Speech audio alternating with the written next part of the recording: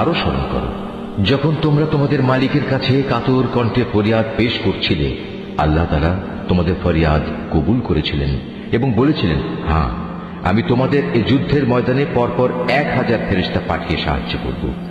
আল্লাহ তাআলা তোমাদের শুভ সংবাদ দেয়া ও তা দিয়ে তোমাদের মনকে প্রশান্ত করার উদ্দেশ্যেই এটা বলেছিলেন।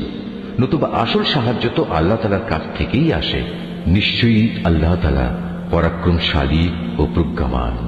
আরো স্মরণ করো যখন আল্লাহ তাআলা তার নিজের পক্ষ থেকে তোমাদের নিরাপত্তা ও স্বস্তির জন্য তোমাদের তন্দ্রায় আচ্ছন্ন করে দিয়েছেন এবং তোমাদের উপর তিনি আকাশ থেকে বৃষ্টির পানি নাজিল করেছেন।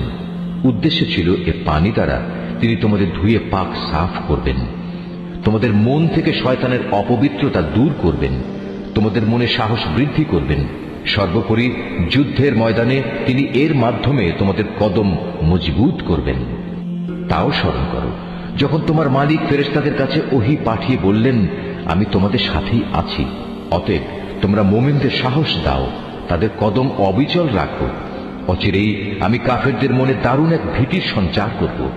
অতএব তোমরা তাদের ঘাড়ের উপর আঘাত হানো এবং তাদের হাড়ের প্রত্যেক জোড়ায় জোড়ায় আঘাত করো।